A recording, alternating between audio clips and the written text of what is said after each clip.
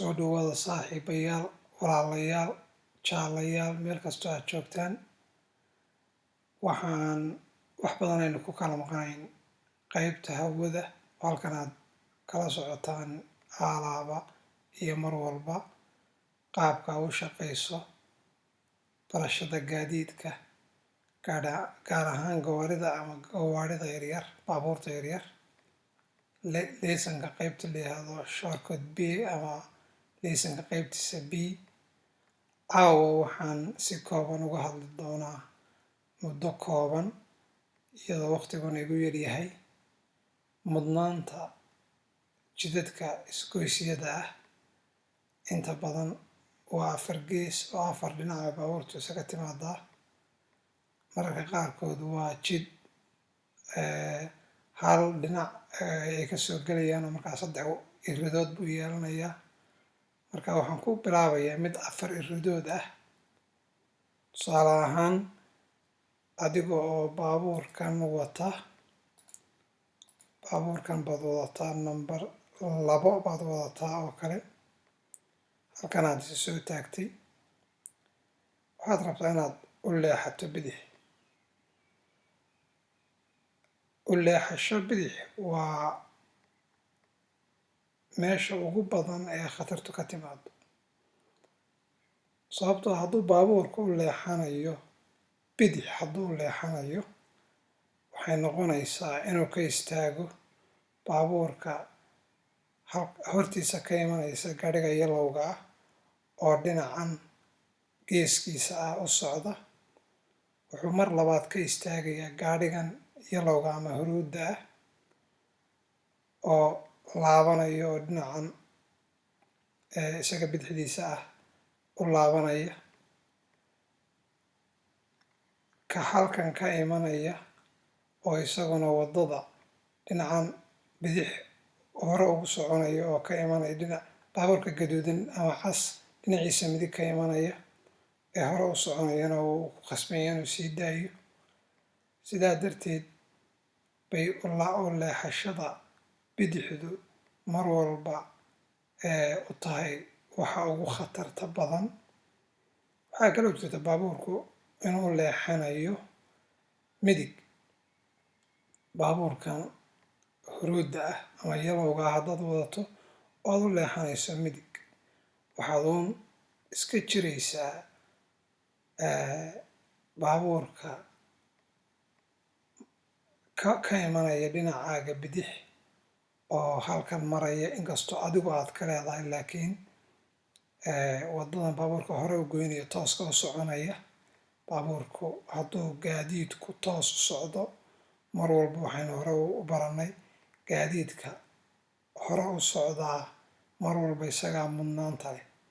gaadiidku ka hore u socda gaadiidka mar walba mudnaanta isagaa leh, oo wuxuu ka mudan yahay gaadiidka leexanaya. haddii 2 gaadiid ama 2 baabuur iska hor yimaadaan, ka toos u soconaya baa inta badan mudnaanta leh. gaadiidka leexanaya wuxuu ku khasban yahay inuu sugo. haddaba leexashada waxay kala tahay, ma bidix baad u leexanaysaa mise midig baad u leexanaysaa. haddaad midig u leexanayso, sida baabuurka nambarka 1 wuxuu leeyahay in uu baabuurkaasi midig u leexdo. wuxuu iska eegayaa baabuurka xaggan jidka kaga imanaya ee hore u soconaya. hadduu baabuurku midig u leexanayo, waxaa kala ahaanaya oo keliya gaadiidka hore u soconaya, laakiin gaadiidka bidix u soo leexanaya isagaa kale. taa way isla fahnaa, maalina way fududahay. baabuurka midig u leexanaya wuxuu iska ilaalinayaa ama iska eegayaa gaadiidka hore u soconaya, laakiin kuwa kale ee bidix u leexanaya isagaa kale. waxaa soo haray baabuurka bidix u leexanaya, baabuurkan madow ee foqa hore ama qeybtiisa hore ay gaduudka tahay, ama lambarka labaad, baabuurka mudnaanta lambarka labaad ay ku qoran tahay, waa baabuurkan bidix u leexanaya. baabuurkan bidix u leexanaya waxaa ka leh gaadiidka hore u soconaya halkan maraya ama halkan maraya. jidkaas uu ka leexanayo ama uu gelayo gaadiidka hore u soconaya way ka leeyihiin. waxaa kale oo ka yeelanaya baabuurkan hortiisa ku beegan ee number 1ka ku qoran tahay ee u leexanaya midig. haddaan mar kale ku celiyo, baabuurka number 2ga ah ee bidix u leexanaya waxaa ka leh dhammaan gaadiidka oo dhan.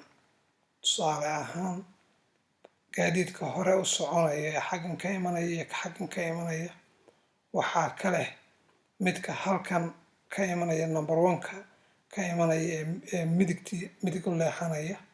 waxaa kaloo ka leh kan isla halkan ka imanaya hadduu damco inuu hore u socdo. gaadiid kastoo hore u soconaya iyo midka midig u leexanaya way ka leeyihiin baabuurka bidix u leexanaya. halkaa maxaa kaaga soo baxaysa? haddaad baabuurka fuqacas wadato ama qeybtiisa hore ay gaduudka tahay aada wadato, jidka baabuurta maraysa oo dhami way kaa leeyihiin. haddaan soo koobo macnaha guud, adigu waxaad noqonaysaa baabuurka ugu dambeyn jidka maraya. waxaan jeclahay halkaas sawirkaas isaga ah inaynu kaga gudubno. midka labaad, sawirkani waa qeybta labaad. wuxuu sheegayaa calaamadda yalowga ah ee halkaas ku qoran, calaamadda yalowga ah ee ku qoran dhinaca baabuurka number 1ka ah. baabuurka number 1ka ah hortiisa ama fallaadha ka horeysa markay hore u socoto, halkaa waxaa ku qoran calaamadda ah waxaa layihahdaa hofadleedka, waa swedishka lagu yihahdaa. hofadleedku macnaheedu waxa weeye calaamadda haddaad aragto jidka adigaa leh, labada dhinac gaadiidka kasoo gelaya way kaa istaagayaan sida aad aragto. maxaa kaloo lagu garanayaa? baalahan cadcadaanka ah ee waddada ku sawiran, baabuurkana waa gaduud, baabuurkana waa yalow. labadan baabuurba hortooda, baabuurka yalowga ah oo kan ah number 2, baabuurka number 3, baabuurka number 2 iyo baabuurka number 3 oo midabadoodu yihiin casaan iyo huruud, waa yalow iyo gaduud. hortooda waxaa ku sawiran calaamad caddaana oo dhibco ah oo u eg ilkaha iyo xaaska. waxaa lagu yidhaahdaa moortan 3 luuqadood oo aan ku aqaano, 3da waxaa loogu yeedhaa ilkaha iyo xaaska waa loogu yeedhaa, ama crocodile teeth. crocodile teethkaas waxaa la yidhaahdaa baabuurku intaanu jidka gelin waa inuu iska eegaa, sababto waa laga leeyahay. waa in aada istaagto si aada u sii dayso gaadiidka hore u soconaya. sidaa darteed baa baabuurkan madow ee number 1ka ahi oo mudnaanta koowaad u leeyahay isagu inuu socdo, isagoo ay calaamadaas huruudda ama yalowga ah halkaa ku sawirani ay siinayso mudnaanta ama ay u saamaxayso. maxaa soo haray labadan kee, number 2 iyo number 3 keebaa hormaraya wey? baabuurka number 2 baa mudnaanta ah oo isagu dhinaca midig jira.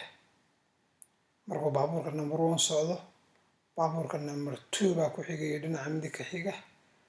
halkaas 3 haddii aan baabuur kale halkaa ku sawirnayn waxay noqonaysaa baabuurka saddexaad. mar walba jidka mudnaanta waxaa 1 oo ah kan hore u soconaya, midigtiisaba imanaysa, marka 2 dhinaciisa kala imanaysa.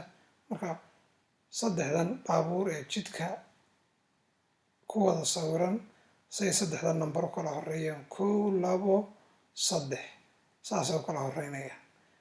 sababtana waan idiin sheegay waa ilkahaas caddaanka ah, ilkaha iyo xaaska caddaanka ah labada baabuur hortooda ah, iyo calaamadan oo mar walba iyadoo gaadhigan sii deynaysa. marka labadoodan loo kala garqaadayo ama midka horeynaya la tilmaamayo, waxaa lagu xisaabtamayaa sharciga midigta, oo baabuurka midigta kan ka xiga isagaa ka horeynaya ka bidixda ka xiga. waxaan doonayaa halkaa inaan iyadana kusoo koobo. qofku haddii uu fahmi waayo 1 iyo 2 iyo 3 ku cesho si aad u fahamto. markaa saaxiibayaal, haddana waa jidkii oo lagu soo kordhiyey sida aan jeclahay. waxaa lagu soo kordhiyey jidka halkan marka uu yahay hal calaamad baa lagu soo kordhiyey oo ah calaamadan 3 geeska ah, dhexda huruudda ama yalowga tahay, koonayaashuna ay gaduudka yihiin ama casaanka. okay, sideebaa gawaaridani ay u kala hormarayaan wey. baabuurkan number 1-ka ah iyo baabuurka number 2-ga ahi iyagu wax caqabada iskuma hayaan, sababtoo ah labaduba mid walba hore u soconaya. marka isku marba iyagu isdhaafi karaan. kanaa bilaabaya hadduu rabo u baahdo bill number 8 ama number 1 halkan buu iska mari. baabuurka number 2 isaguna hore u isaga soconaya. marka iyaga wax caqabadi iskuma hayaan labadood, mid walba hore u soconaya. marka labada haad bay kala marayaan. maxaa soo hadhay baabuurka 3aad iyo baabuurka 4aad. maxaa haddaba sababay inuu number 3 baabuurkan number 3 ku qoran tahay oo dabcan halkan istaagnaanaya, halkan ku beegnaanaya, iyo baabuurka number 4 ay ku qoran tahay oo halkan taagani inuu number 3 baabuurka ku qoran tahay inuu hormaro? maxaa sababaya?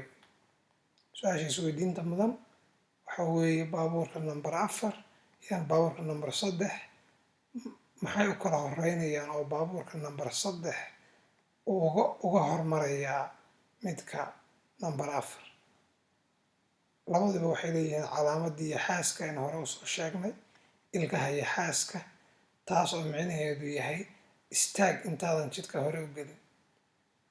ku qasbanta inaad istaagto oo jidka iska eegto si aad haddii baabuur gaadiida hore u soconaya uu jiro labada dhinacba aad u sii dayso ama uu kaaga hormaro. haddaba baabuurka number 3 wataa isagu hortiisa ilkaha iyo xaaska oo keliya ka muuqda, laakiin wax calaamadihii sida baabuurka number 4 hortiisa ay calaamadi uga taagan tahay, isagu wax calaamada ma laha. wax boodh ah oo ilkaha iyo xaaska la socda ama dheeraad ku ah isaga ma jiraan. taasi isaga waxay u saamaxaysaa marka inuu markuu ilkaha iyo xaaska marayo istaago ama uu qaboojiyo baabuurka dareewalku, iska eego in jidka gaadiid hore u soconaya uu jiro. haddii gaadiid hortiisa maraya aanu jirinna uu iska socdo. dhankana wuxuu ku khasban yahay ilkaha iyo xaaska inuu istaago ama uu isagoon isba taagin sida number 3 inta badan isagoon isba taagin baabuurka wuxuu ku khasbay inuu qaboojiyo. baabuurka oo taraaraxaya wuu iska socon karaa haddii uu attention dheeraada ama waxaa la yidhaahdaa dareen dheeraada ama feejignaan baa Soomaali lagu yidhahdaa, feejignaan dheeraad ah oo uusan kan number 3 baabuurka number 3 wata uusan u baahnayn buu isagu samaynaya. baabuurka number 3 wuu istaagayaa baynu nidhi, intuusan jidka hore u soo gelin ama wuu qaboojinayaa, jidka wuu iska eegayaa, khatartiisu markaa oo ma badna weye macnaheedu, wuu iska soconayaa. laakiin baabuur number 4 wuxuu isagu dheer yahay midka number 3 boodhkan gaduudka iyo yalowga isugu jira, oo macnihiisu yahay in uu jidka u yeesho taxadar ama feejignaan dheeraada. intaas bay ku kala duwanaanayaan. waxaynu nidhi biil number 8 iyo number 2 iyagu hal mar bay wada mari karaan jidka, sababtoo midba jiho u socdaa. gaadhiga number 3 baa ku xiga, number 4 baa u dambeynaya. haddii aad u baahato fasiraadda si ay kaaga dhadhacdo mar iyo lababa muuqaalka ku cesho. waad mahadsan tahay. ana ilaawin inaad sheer garayso, subscribe-na siiso si aad ula socoto mar walba oo aanu soo gelino casharo khuseeya wadista gaadiidka. mahadsanid.